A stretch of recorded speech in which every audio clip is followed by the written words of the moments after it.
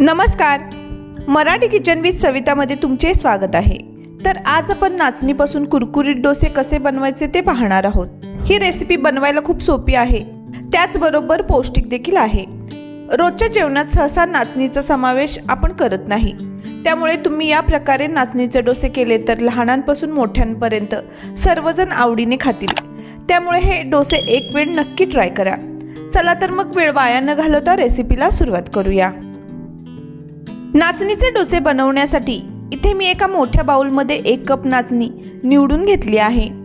ही नाचणी कोणत्याही किराणा मालाच्या दुकानात सहज मिळते. त्याचबरोबर इथे मी पाव कप उडीद डाळ घेतली आहे. 1 कप नाचणीसाठी पाव कप उडीद डाळ हे मी प्रमाण घेतले आहे. तसेच 1 चमचा मेथीदाणा घालूयात. सध्या थंडीचे दिवस आहेत, त्यामुळे पीठ लवकर आंबत नाही. मेथीदाणा वापरल्यामुळे पीठ लवकर फर्मेंट होण्यासाठी मदत होते. आता यात पाणी घालून नाचणी व डाळ व्यवस्थित धुवून घेऊयात. या प्रकारे मी 2 ते 3 पाण्याने नाचणी स्वच्छ धुवून घेणार आहे, म्हणजे नाचणीला व डाळीला लागलेली पावडर पटकन निघून जाईल. हे पहा, या प्रकारे मी डाळ धुवून घेतली आहे. आता नाचणी व डाळ धुवून झाल्यानंतर यात 2 ग्लास पाणी घालून हे 4 ते 5 तासासाठी भिजत ठेवायचे आहे. आता 5 तास झालेले आहेत.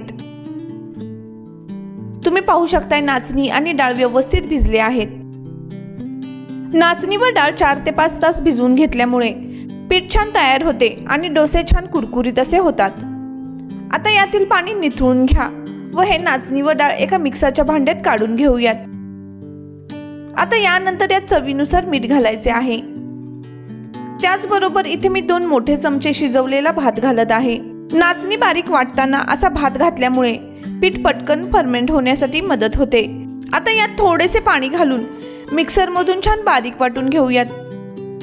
पीठ छान बारीक व स्मूथ असे वाटायचे आहे. हे पहा, इथे नाचणीचे व डाळीचे पीठ अगदी छान बारीक वाटून घेतले आहे. आता हे पीठ एका मोठ्या भांड्यात काढून घेऊया. एकदम छान अशी स्मूथ अशी पेस्ट त्याची केलेली आहे. आता उरलेली नाचणी सुद्धा वाटून घेऊयात.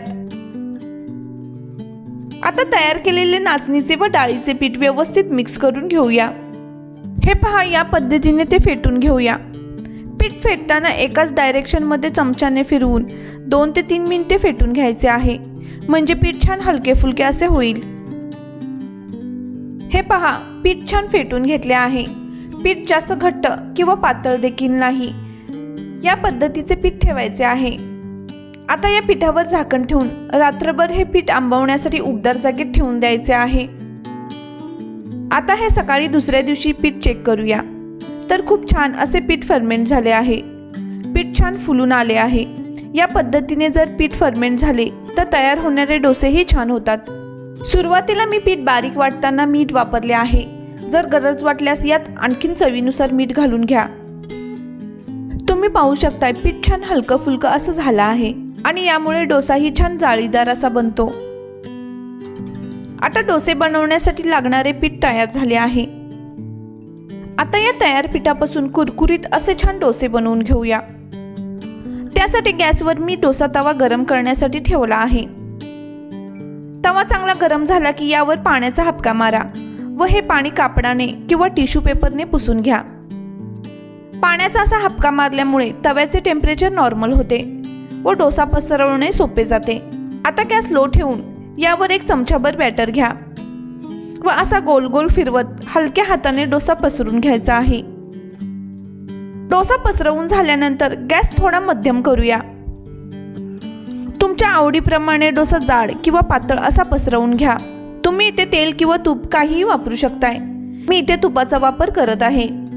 आपण तयार केलेले पीठ अगदी छान फर्मेंट झाले आहे, त्यामुळे डोसा छान पसरला जात आहे व त्याला जाळी सुद्धा छान पडत आहे. खालची बाजू चांगली शेकली गेली की डोस्याच्या कडा अशा मोकळ्या होतात. हे बघा, डोसा व्यवस्थित सुटत आहे. आता याला पलटवून घ्या. आता गॅस लो करून मिनिटभर डोसा भाजून घेऊया. तुम्ही बघू शकताय नाचणीचा छान कुरकुरीत असा डोसा तयार झाला आहे. आता यानंतर दुसराही डोसा घालून घ्या. गॅस मंद ठेवायचा आहे तव्यावर थोडंसं पाणी शिंपडा व ते पुसून घ्या. डोसा पातळ असा पसरवून घ्या. डोसा पसरताना तवा जास्त गरम असेल तर पीठ पटकन घट्ट होते व डोसा पसरवायला येत नाही. हे पहा, आपला दुसरा डोसाही तयार झाला आहे. नेहमीचाच तांदळाचा डोसा खाण्यापेक्षा असा पौष्टिक नाचणीचा डोसा नाश्त्याला एक उत्तम पर्याय. तुमच्या आवडीनुसार कोणत्याही चटणीसोबत खाऊ शकताय. हे डोसे गरम असतानाच खा, कारण नाचणीचा डोसा थंड झाल्यावर थोडासा वातड होतो. तर तयार आहेत पौष्टिक असे कुरकुरीत नाचणीचे डोसे. तुम्ही आजची रेसिपी जरूर ट्राय करा. रेसिपी कशी वाटली ती कमेंटद्वारे नक्की कळवा. व्हिडिओ आवडल्यास लाईक शेअर करायला विसरू नका. चॅनेलला अजून सबस्क्राईब केले नसल्यास सबस्क्राईब करा व सोबतचे बेल आयकॉनही प्रेस करा.